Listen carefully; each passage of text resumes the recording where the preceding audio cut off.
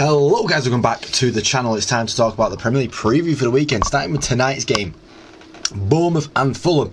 And that's a really exciting one because I think this is a game where Bournemouth can really flex and show what they're about. Fulham have come off a bad performance against Villa last week. Bournemouth coming off highs and highs and highs.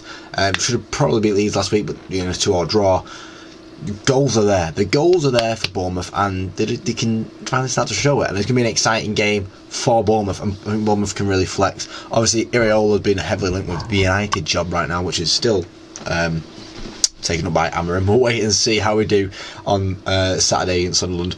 But yeah, I think it's a good game for Iraola to show what he's about as well. I mean, we all know what he's about, but I think it's a game where Bournemouth can really let loose and kick this season on. It's one of them games where people look back and go, Bournemouth are a mint team there.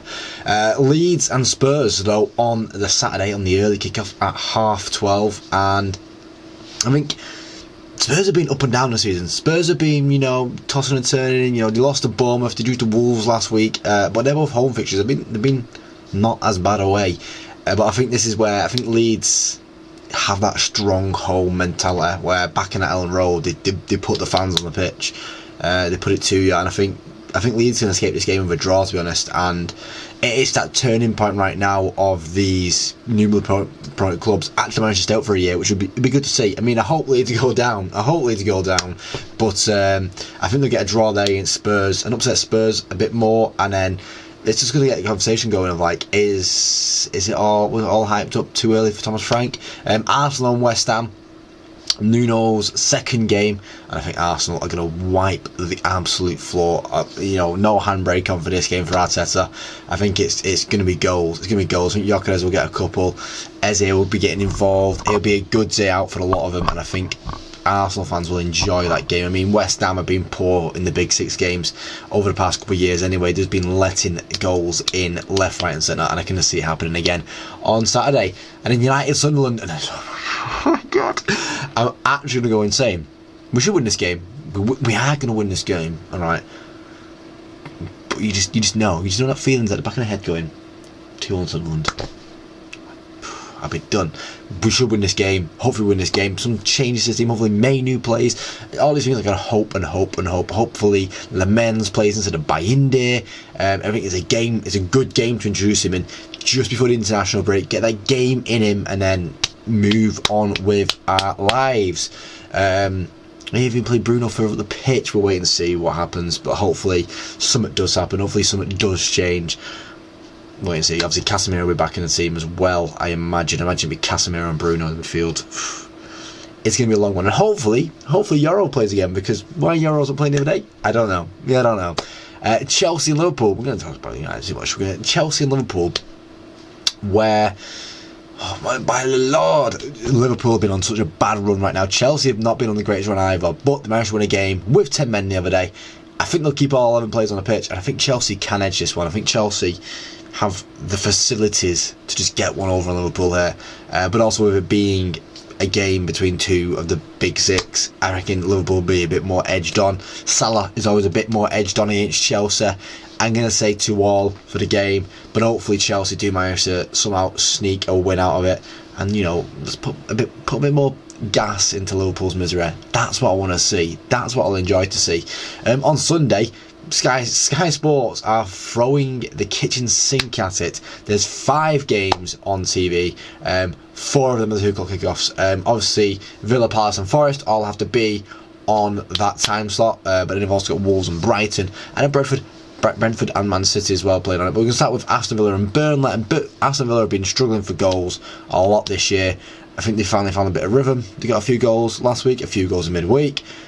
And Burnley are a team that can let in, but they can also hold pretty strong. They can put the pressure on the team, and I think Villa are still going to have a bit of a stumble here. I think Villa's still going to win the game, but the stumble's going to be there. I think Jason Anthony is someone that is going to provide that stumble, as he has been doing for a lot of teams so far this season. He's been a real exciting player to watch at Burnley, and that's not a phrase you can say often. So yeah, I think Villa's still edge it just because of the home advantage. I think this is slightly getting to the rhythm again. We'll see what they're like.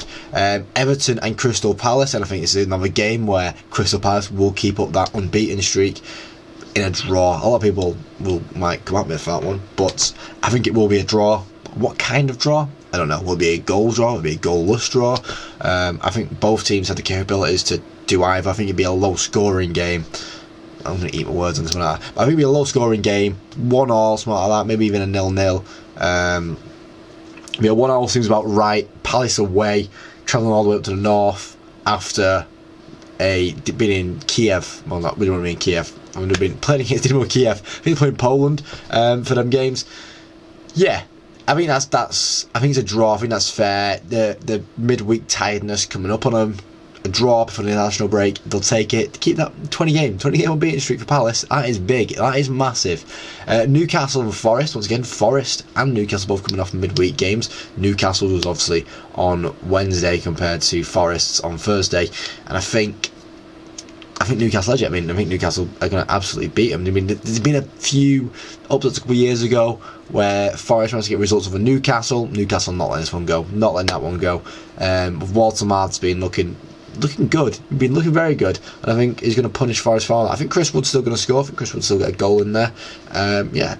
Wolves and Brighton.